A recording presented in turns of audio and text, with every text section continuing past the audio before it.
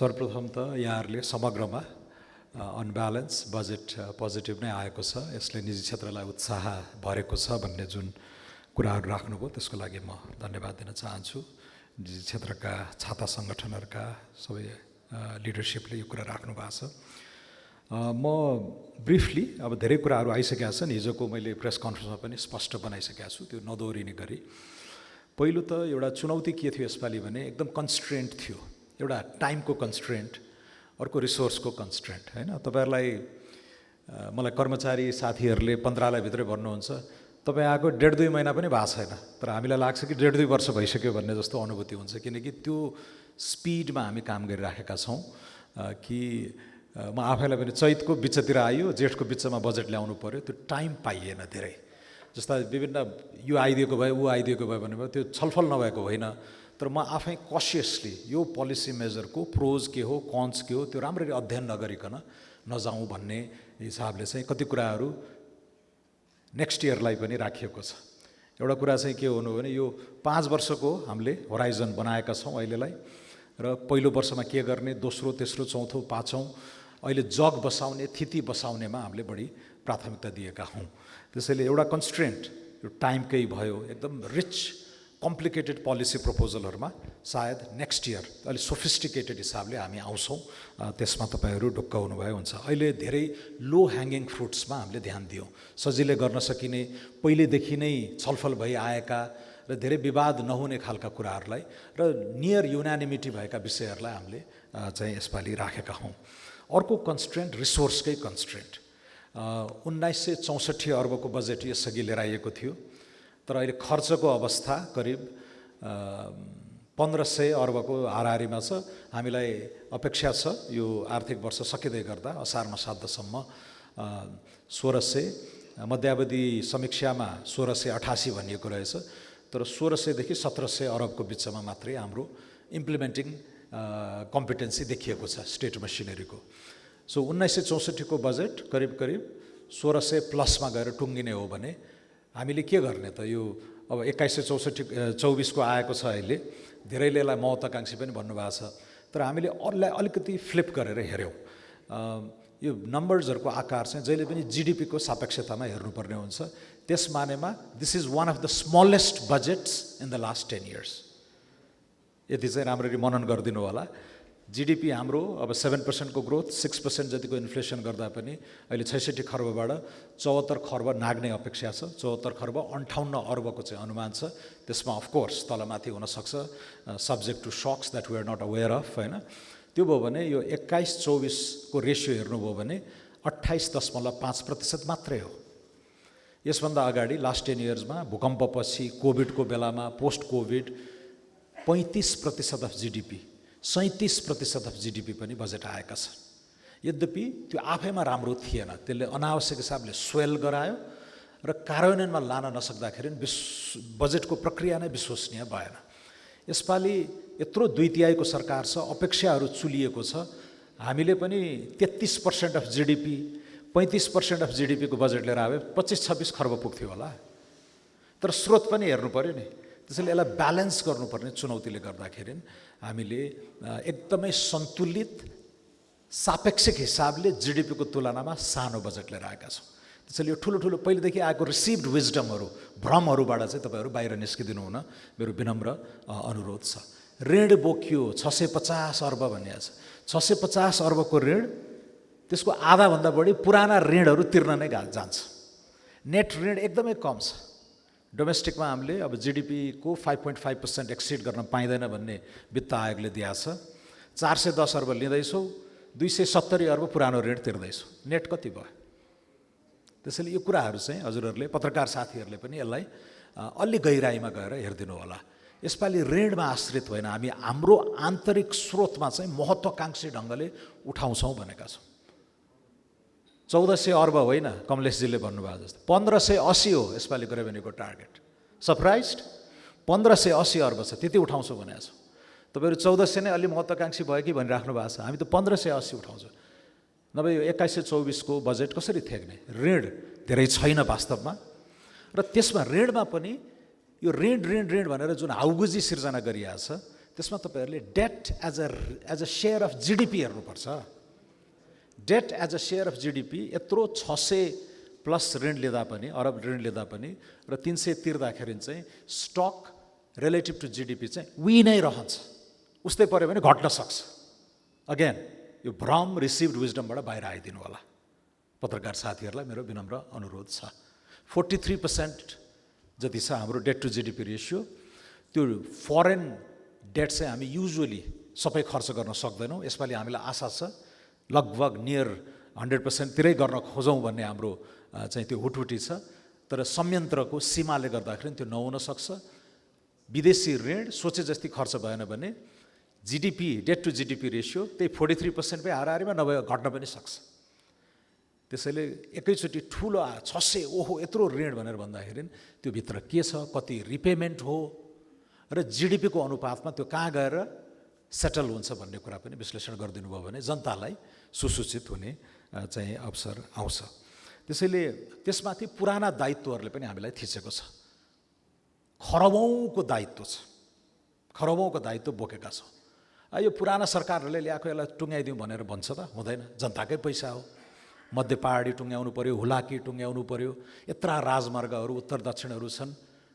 आधा काम भइसकेको छ। यो अर्को सरकार ल्याएको हामी नयाँ नयाँ घोषणा गर्दै हिँडौँ भन्न त मिलेन। तैपनि त्यो सीमाका बीच पनि हामीले धेरै रूपान्तरणकारी आयोजनाहरू लिएर आएका छौँ। यो बनाइएका विगत 20 वर्षमा बनाइएका पूर्वाधारहरूलाई अब ग्रोथसँग कनेक्ट गर्नु पर्यो भनेर सातै प्रदेशमा क्वाड्राङ्गलको कन्सेप्ट छ। ग्रोथ क्वाडहरूको कन्सेप्ट छ। सुनकोशी मरिन डाइभर्जन चाहिँ अब अहिले ठेक्का तोडिएको छ, त्यसलाई रिभाइभ गर्नुपर्ने हुन्छ। तर सुनकोशी मरिन डाइभर्जनमा राज्यले यति लगानी गरिसक्यो र त्यसको रूपान्तरणकारी सोच के हो भने तराई मधेसको 1,22,000 हेक्टर इरिगेट हुँदैछ। तर त्यसलाई कनेक्ट गरौँ न। हुलाकी पनि बन्दैछ, पूर्व पश्चिम पनि 4 लेन हुँदैछ। 1000 किलोमिटर प्लस बाटो 4 लेनमा जाँदैछ अर्को 3 वर्षभित्र। Money has been secured. अब त्यो हुलाकी पनि बन्दैछ, माथि पनि बन्दैछ भनेपछि क्वाड, मध्य मधेस क्वाड, ग्रोथ क्वाड्राङ्गल बनाऊ। यत्रो पैसाले, एडिबीको पैसा, वर्ल्ड ब्याङ्कको पैसाले हामीले के बनायौँ? मुगलिन नारायणघाट बनायौँ। नारायणघाट बुटवल अब सकिँदैछ। Mugling Pokhara world class highway बनाएको छ। अब एउटा खण्ड बाँकी छ, Siddhartha highway, which can bring millions of Indian tourists. दूरी छोट्याएर हामीले गर्न सक्यौँ भने। सो भैरवा बुटवल बनिसकेको छ। बुटवल पोखराको अब त्यो पुरानो सिद्धार्थ हाइवेलाई के गर्ने? आबु खैरेनी पोखराकै शैलीमा भएको बाटोलाई वाइडन गर्ने कि एक्सप्रेसवे बनाउने? वाइडन गर्ने हो भने 35 अर्ब, एक्सप्रेसवे बनाउने हो 97 अर्ब। ऋण नलियो भन्नुहुन्छ फेरि तपाईँहरू, होइन? एआइआइबी इज इन्गेज्ड इन दिस। होइन, सस्तोमै बनाऊ भने 35, महँगोमा बनाऊ भने 1 खर्ब। त्यो गरेर गर्ने भने त्यसले अर्को क्वाड बनाउँछ। त्यहाँ कालीगण्डकी क्षेत्र, त्यो गण्डक चतुर्भुज बनाउँछ। So lots of transformative ideas have been there, are there, which we need to develop. यो वर्ष र अर्को सालदेखि हामी रोल आउट गर्ने हिसाबले जान्छौँ। एआईमा कसैले कल्पनै गर्नु भएको छैन के हुँदैछ भनेर।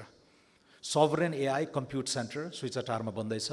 हामी हजारौँ जिपियुजहरू इत्यादि प्रोसेसिङहरू किन्दैछौँ। 10,000 उद्यमीहरूलाई कम्प्युट पावरमा एक्सेस दिँदैछौँ र तार तानी तानी भारतलाई मात्र बिजुली बेच्ने होइन, एआईमा स्वच्छ ऊर्जा ऱ्याप गरेर 10 टाइम्स बढी रिटर्न हुने गरेर चाहिँ त्यो कल्पना, त्यो सोच छ। पत्रकार साथीहरूले त्यता भ्याउनै पाउनु भएको जस्तो लाग्यो। मैले कसैले ल्याउनु नै भएको छैन। सबभन्दा रूपान्तरणकारी बुँदा त्यहाँ एउटा प्याराग्राफ छ। त्यसैले पैसा नपर्ने बजेट भने विनियोजन नै हो आधारभूत रूपमा। तर मान्छेहरू यो 20-21 खर्बमा रुमल्लिरहेछन् क्या। हामी 70 खर्बको कुरा गरिराखेका छौँ, 74 खर्बको कुरा गरिराखेका छौँ। समग्र अर्थतन्त्रलाई नै कसरी उद्वेलित गर्ने? राज्यले अलिकति बेबी स्टेप चालिदियोस्, निजी क्षेत्रलाई कसरी क्राउड इन गर्ने, त्यो सोचमा अब हामी गएका छौँ। तर सुरुवाती चाहिँ बजार शिथिल छ, एग्रिगेट डिमान्ड कोल्याप्स नै भएको छ। यो स्ट्याग्नेसनलाई अलिकति भए पनि कसरी तरङ्गित गर्ने, उद्वेलित गर्ने भनेर we started with tax cuts and tax incentives. नेपालमा कसैले कल्पना गरेको थिएन, माग्नेले त जे पनि माग्छ नि, तर कसैले कल्पना गर्नुभएको थियो 15-16 अर्बको भुवाङ पार्ने गरेर रेभेन्यूमा एकैचोटि 10 लाखसम्मको आयकर छुट। एउटा भर्खरै कलेज सकिँदै गएको युवाले पनि ओहो नेपालमै बसेर म महिनाको 1 लाख करिब कमाउँदा पनि ट्याक्स फ्री इन्कम लिएर I can remain in Nepal with dignity भन्ने वातावरण, त्यो आशा जगाउने काम हामीले गरेका हौँ। 10 लाखसम्मको आयकर छुट भनेको यो रेभोल्युसनरी हो। तर यसमा हाम्रो स्वार्थ पनि छ। Let that money be spent in the economy, होइन? यसलाई चाहिँ गरौँ। 2 दिनको बिदा पनि दिएका छौँ अहिले। अब घुम्न पनि एकदम चाहिँ अनुकूल वातावरण छ। त्यस्तै टप इन्कमहरू तपाईँहरू यही रुममा पनि हुनुहुन्छ धेरै अधिक आय गर्ने 39%ले नराम्रो सिग्नल दिइराखेको थियो हाइली ट्याक्स्ड कन्ट्री भनेर। सो त्यसलाई एकैचोटि 10 percentage पोइन्टले हामीले घटाइदिएका छौँ ताकि तपाईँहरूको सरप्लस सेभिङ्स इन्भेस्टमेन्टमा परिणत होस् भनेर। सो त्यो सोझ्याउने कामहरू हामीले गऱ्यौँ। 10,000 नेपालीहरूलाई न्याकिरहेको थियो हाम्रो ट्याक्स प्रशासनले, बक्यौता यो पुराना दायित्वहरू। त्यसैले अहिले के भने कम क्लिन, तोकिएको कर निर्धारण भएको कर तिर्नुहोस्, 1% एडमिनिस्ट्रेटिभ फी थपिदिनुहोस्, कम क्लिन र नयाँ सुरुवात गर्नुहोस्, रेजुभेनेट गर्नुहोस् आफ्नो व्यवसायलाई र नेपालको अर्थतन्त्रलाई। त्यो रेभोल्युसनरी कदमहरू हामीले यसपालि आँटेर गरेका छौँ। त्यसैले यो बजेटको आकार ऋण लगायत यो बजारको शिथिलतालाई चिर्नको लागि धेरै कामहरू गरेका छौँ। अब सीमा छन्, ऋण धेरै लिन नसकिने, डोमेस्टिक पनि 410 भनेको 5.5% अफ GDP, अघि मैले इङ्गित गरिसकेँ, आधाभन्दा बढी पुरानै ऋण तिर्न जान्छ भनेपछि कहाँबाट ल्याउने त रिसोर्स? रेभेन्यूमा हामी एम्बिसियस भएका छौँ, वी आर कन्फिडेन्ट, इन्टेग्रिटी भयो र क्षमता भयो भने हामी उठाउन सक्छौँ भन्ने भयो। तर ढुङ्गाबाट रिसोर्स निचोर्ने होइन, प्राइभेट सेक्टरलाई पनि ग्रो हुन दिनु पऱ्यो होइन, अर्थतन्त्र पनि बढ्नु पऱ्यो। त्यसपछि त्यो रिसोर्स आफै आउँछ, ढुकुटीमा त्यो रिसोर्स आउँछ भन्ने असम्पसन हो। त्यही पनि यत्रा ठुल्ठुला पूर्वाधारहरू बनाउनु छ, कहाँबाट ल्याउने भन्दा गभर्मेन्टको ब्यालेन्स सिटभन्दा बाहिर गएर पनि रिसोर्स खोजौँ त अब। So alternative development finance bill अहिले आएको छ, त्यसले पनि ठुला पूर्वाधारहरूलाई, स्टेट रिसोर्सेसहरूलाई गभर्मेन्टको त्यो लामो अनिवार्य दायित्वमा नबस्ने गरेर चाहिँ गरेका छौँ। अफसोर बन्डहरू एडिबीको सहयोगमा, IFCको सहयोगमा नेपाली मुद्रामै अफसोर बन्डहरू इस्यु हुने गरेर हामी अगाडि गएका छौँ। डायस्पोरा बन्ड भयो, थेमेटिक बन्डहरू, NEA ले 20, 30, 40 अर्बको बन्ड, क्लिन एनर्जी बन्डहरू इस्यु गर्न सक्छ। सो यो बजारको तरलता पनि सोच्ने, तर सरकारको मात्र यो जाबो 4 खर्बको पुँजीगत खर्च मात्र ताकेर 7% को ग्रोथ, 70 खर्बको इकोनोमी त उद्योगले त हुँदैन। त्यसैले अर्को रिसोर्सहरू हामीले हेरिराखेका छौँ र यसमा we invite the private sector to engage. र के गर्दा हुन्छ? अब हाइब्रिड एनुइटी मोडलका हामीले कुरा गरेका छौँ। FDI ल्याएर त्यो एक्सचेन्ज भोलाटिलिटीहरूलाई रिड्युस गर्नको लागि हेजिङ चाहिँ पोलिसी लिएर आएका छौँ। $23 बिलियन को फरेन एक्सचेन्जको पनि एउटा सानो अंश रिस्की एसेटहरूमा लगानी गर्न सकियोस् र देशको लागि असाध्यै महत्त्वपूर्ण रणनीतिक बेट्सहरूमा AI होला, 8-10वटा जहाज लिजमा लिने वा किन्ने होला, कम्तीमा पनि 3 महिना 6 महिनाको लागि पेट्रोलियमको भण्डारण गरेर यो फ्लक्चुएसनले अस्ति 3 हप्तामा हाम्रो 30 अर्ब स्टेबलाइजेसन फन्ड स्वाहा भयो एक्सटर्नल एडभर्सिटीले गर्दा। सो कसरी लङ टर्म डेभलपमेन्ट बेट्सहरूमा लगानी गर्ने भनेर त्यता पनि हामीले सोधिराखेका छौँ। सानो अंश चाहिँ सोभरेन वेल्थ फन्डकै मोडलमा काम गर्न सक्ने गरेर हामीले ती कुराहरू राखेका छौँ। विनिवेशको कुराहरू आएको छ। NTCको एउटा ठुलो हिस्सा हामी जनतालाई नै सुम्पदैछौँ। राष्ट्रिय वाणिज्य बैंकलाई स्ट्रेङ्थन गर्दैछौँ र ठुला पूर्वाधार रिलेटेड इन्स्टिट्युसनहरूलाई पनि मर्जर हुने इत्यादिमा इन्करेज गर्नेवाला छौँ।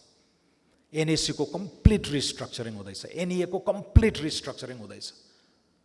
कसैले गर्न नसक्यो, गफ मात्र भएको तर काम नआँटेको कुरा हामी यो वर्ष गरेर देखाउँछौँ, because that's the people's mandate. र यी कुराहरूलाई हामीले खुलस्त पारदर्शी ढङ्गले राखेर चाहिँ अगाडि गएका छौँ। अब यो सबै बुदाहरूमा तपाईँहरूले हेर्नुभयो भने यसपालिको बजेटको स्ट्रक्चर पनि फरक पाउनुभयो होला।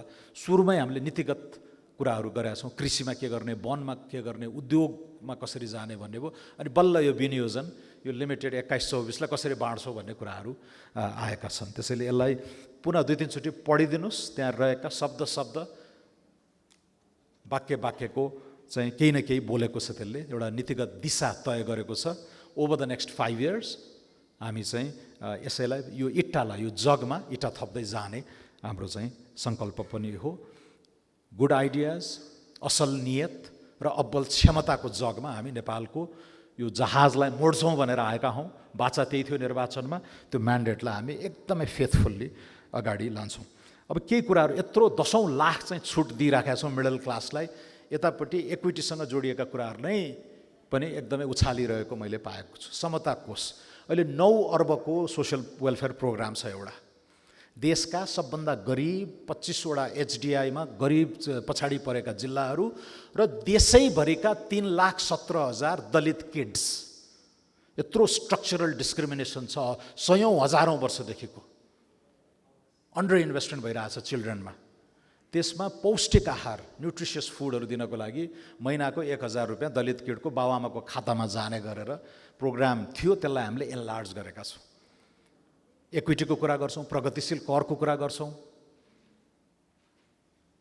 3000 रुपियाँ स्कुल फी बेसिक तिर्ने कहीँ बोर्डिङ स्कुलले 3% भने 90 रुपियाँ हो। त्यो सबै थोपा हामीले कलेक्ट गरेर त्यो सिधै ट्रान्सफर गर्ने हिसाबले एउटा कल्पना गरेका छौँ। पब्लिक फाइनेन्समा फन्जिबिलिटी हुन्छ, एउटै डालोमा आउने हो पैसा, तर सकेसम्म त्यताबाट उठाएको पैसा त्यता लाने गरेर कुरा गरेको छौँ। बिजुलीमा भ्याट गफ गरेको धेरै भयो, तर कसैले आँट्न सकिरहेको थिएन। हामीले आँटेका छौँ। तर वी आर अल्सो अवेर अहिले अब ग्यासको डिपेन्डेन्स, महँगाई, डिजेल यो गर्दाखेरि इलेक्ट्रिकतिरै जानुपर्छ भन्ने हामीलाई पनि थाहा छ। तपाईँहरूलाई थाहा भएको कुरा हामीलाई पनि थाहा छ। कसरी म्यारी गर्ने त राज्यका यी पेचिला चोइसेसहरू सजिलोसित खालि बाँड्ने, घटाउने, छोड्ने भयो भने त जिम्बाब्वेको हालत भइहाल्यो नि, भेनेजुएलाको हालत भइहाल्यो नि। We are a responsible state. हामीलाई पनि खालि बाँडेन मात्रै मन त थियो होला नि त, तर यता बाँडेपछि यता पनि कस्नु पर्यो नि। ब्यालेन्स हिसाबले जानुपर्ने हुन्छ। त्यसैले अहिले निर्णय के गरियो भने इन्कम बेस्ड ट्याक्सेसन भन्दा कन्जम्सन बेस्ड ट्याक्सेसनतिर जाउँ केही समयलाई। इन्कममा ठुलो इन्फर्मल सेक्टर भएको हुनाले वात्त आय बढ्दैन, तर कन्जम्सन चाहिँ ब्रड बेस्ड भएको हुनाले थोपा कहीँ 50 पैसा, कहीँ 1 रुपियाँ, कहीँ 2 रुपियाँ, तर लार्ज स्केलमा सङ्ग्रह गरेर यता आयमा दिएको छुटलाई यता कम्पन्सेट गर्न सकिन्छ। त्यो हो सिद्धान्त। र त्यसो गर्दाखेरि तर आयलाई त्यसरी व्यापक छुट दिँदाखेरि इकोनोमीमा स्टिमुलस पनि हुन्छ। अहिलेको स्ट्याग्नेसनभन्दा बाहिर आउन सक्छौँ पनि भन्ने एउटा कोर इकोनोमिक प्रिन्सिपलमा टेकेर यो बजेट आएको छ। र कन्जम्सनमा अहिले यो 5% चाहिँ हामी समायोजन गर्छौँ। भ्याट लाग्छ, भ्याटबाट रिट्रिट हुँदैन, तर उपभोक्तामा, अन्तिम उपभोक्तामा त्यो भार नपर्ने गरेर हामी सोचिरहेका छौँ। साउन 1 गतेदेखि त्यो अन्तर्निहित उद्देश्य छ। साउन 1 सम्ममा हामी 2-3 विकल्प हेर्दैछौँ। एउटा विद्युत नियमन आयोगलाई रिक्वेस्ट गर्छौँ हामी कि मूल्य समायोजन गर्न सकिन्छ। हेर, समरमा यत्रो फालाफाल हुन थालिसक्यो, 50 पैसा मात्रै भने पनि घटाइदेऊ न पर युनिट भने त सिद्धिको त। भ्याट सिस्टममा जान्छौँ, यत्रो खरबौँ लगानी भएको सेक्टर ट्याक्स नेटभन्दा बाहिर रहन सक्छ? ल्याउनै पर्यो नि पारदर्शिताको लागि। इभेन्चुअल जीडीपीको यत्रो खण्ड चाहिँ कम्पोजिसन यो बढ्दैछ। 35,000 अर्ब चाहिँ 35,000 मेगावाट पुग्ने भनिराखेका छौँ।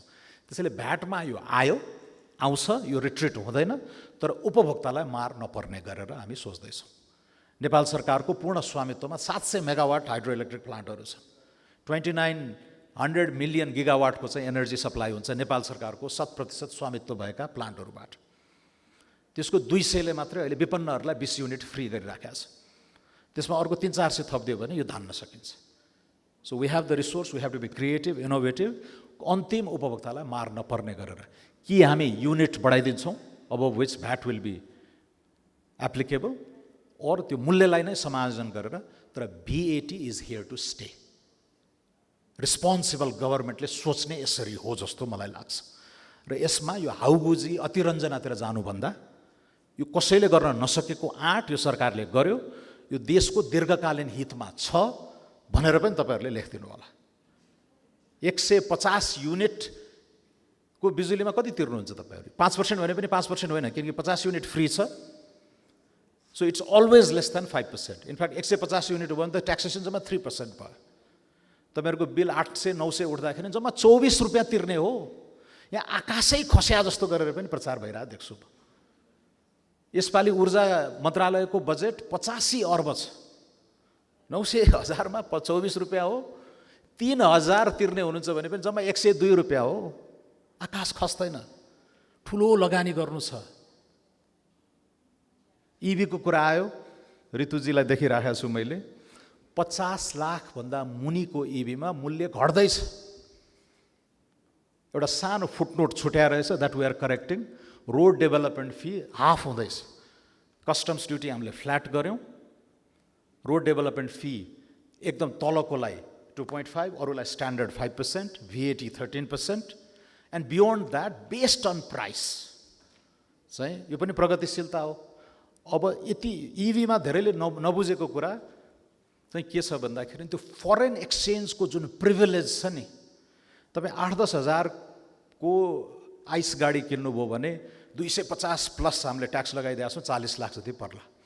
तर 40-50 लाख पर्ने इभीमा फरेन एक्सचेन्ज हाम्रो धेरै गइराखेको छ, 20-22 हजार। इभीको बाइ द वे म one of the earliest consumers हुँ होइन। त्यो 24.3% कुल ट्याक्स हुँदा नै गाडी किनेको मान्छे हो म। 10% कस्टम्स ड्युटी, 13% भ्याट मात्रै थियो एक जमानामा। त्यति बेलाको लागि त्यो जस्टिफाएबल थियो। अडप्सन बढाउनु थियो, इभीको पेनिट्रेसन बढाउनु थियो, र अहिले पेनिट्रेसन त वात्तै बढ्यो because we made it cheap, perhaps too cheap. तर अब नेक्स्ट स्टेजमा हामी जानुपर्ने हुन्छ। पब्लिक इलेक्ट्रिफिकेसन र यो इलेक्ट्रिक ट्रान्सपोर्टको कन्सेप्टहरू आइरहेछ। पोखरामा सबै डिस्प्लेस गर्दैछौँ। काठमाडौँ भिजन 2040 अन्तर्गत यहाँ पनि सबै ई मोबिलिटीमै जाने हो हामी। सो इभेन्चुअल त्यो त अब प्यासेन्जर भेहिकलमा पनि अडप्सन बढाउने हो। तर 1 करोडको इभी चढेर हिँड्ने यो विलासी वस्तु हो भनेर स्वीकार गर्नुपर्छ। It's a luxury. खाडीबाट दुःख गरेर पठाइदिएका दुर्लभ विदेशी विनिमय साँचेर यहाँको तपाईँको सेकेन्ड गाडी, थर्ड गाडी, विलासी गाडी, लग्जरी एक्सेसरीलाई सब्सिडाइज धेरै गर्न सकिँदैन। तर इभी अडप्सन पनि बढाउनु छ। This is where responsible governments have to balance those painful choices. So what did we decide? 50 लाखभन्दा घटीमा चाहिँ मूल्य घट्छ यसपालि। 20,000 आइसी, 20 लाख आइसी सिआइएफ भएका गाडीहरूमा सबै ट्याक्सहरू थोपर्दा पनि मलाई लाग्छ 42-43मा आउँछ जस्तो लाग्छ। त्यो हिसाब गर्नु होला। अहिले त्यसमा पनि अतिरञ्जना भ्रम छैरने काम भएको छ। यसमा म I am happy to note the prime minister was specifically very adamant कि 50 लाखसम्मको गाडीमा चाहिँ नबढाउनु है। त्योभन्दा माथि चाहिँ त्यसलाई लग्जरीकै एलिमेन्ट हो। फरेन एक्सचेन्जको प्रिभिलेजलाई पनि हामीले चाहिँ फ्याक्टर इन गरौँ भनेर त्यो खालको प्राइसिङ भएको छ। र I think honest businessman are happy. पहिला कति तिगडम गर्नुभएको थियो, तपाईँहरूले गर्नु परेको थियो। नेता कहाँ चारेर पिक पावर भनेको छ, म्याउ गरेको छ, महालेखाले लखेटिरहेछ, बेरोजु निकालेको छ। म आएपछि यो लफडाबाट out, based on value ad valorem गरिदिउँ, विलासिता र प्रोग्रेसिभिसिटीको सिद्धान्त समातौँ, फरेन एक्सचेन्जको प्रिभिलेजलाई पनि फ्याक्टर इन गरौँ र सिआइआइएफ लगाइदिउँ। किनकि तपाईँहरूको वस्तु अझै पनि जतिसुकै क्लिन भने पनि टक्सिसिटीको एलिमेन्ट छ। त्यहाँ ब्याट्री कहाँ डिस्पोज गर्नुहुन्छ, प्लास्टिकको कन्टेन्ट कति आइछ, अनि त्यसैभरि चार्जिङ स्टेसनहरू बनाउनु परेन। त्यसैले र अहिले गरिएको चार्जिङ डर्टी फ्युलबाट पनि चार्ज भइरहेको छ। अलिकति इन्डियाबाट आयात गरेका छौँ, कोल फेस्ड हो। त्यसैले it's not as clean as we like to claim. सबैलाई फ्याक्टर गरेर रिजन्ड पोलिसी चोइस चाहिँ अहिले के हो भने EV adoption at least up to the middle class बढाउने नै हो, लग्जरीलाई लग्जरीकै रूपमा हेर्ने हो, र त्यसरी अगाडि जाउँ भन्ने हिसाबले हामी गएका छौँ। सो लगभग सबै भने स्टक मार्केटको त अघि कुरा आइसकेको छ, त्यो फाइनल नै हो। र यसमा पनि हामी चाहिँ अब यसमा पनि भ्रम छर्ने कामहरू बन्द गरिदिनु होला। तर तपाईँको 20-30वटा सोर्स अफ इन्कम छ भने सबै खुलाउनु त पऱ्यो नि त इन्कममा। र स्टकबाट भएको आम्दानी चाहिँ त्यहाँ करकट्टी हुने गरेर त्यो स्टेट गर्ने मात्रै हो। यसमा उहाँहरूकै डिमान्ड अनुसार हामीले चाहिँ अलिकति सिजिटी बढाइदिनुहोस् र तर यो अनसर्टेन्टी एन्ड गरिदिनुहोस् भने हुनाले हामीले त्यसरी रेस्पोन्ड गरेका हौँ। बाँकी कुराहरू मैले भनिहालेँ। जम्मा 20-30 दिन इन्टेन्सली काम गरेर यस्तो बजेट आएको छ। यसले जग बसाल्ने काम, थिति बसाल्ने काम र एउटा नीतिगत दिशा तय गरेको छ। अब यो वर्षको बजेटको इम्प्लिमेन्टेसन र अर्को वर्षको बजेटको तयारी अब हामी सँगसँगै गर्छौँ। हस् त, धेरै धेरै धन्यवाद।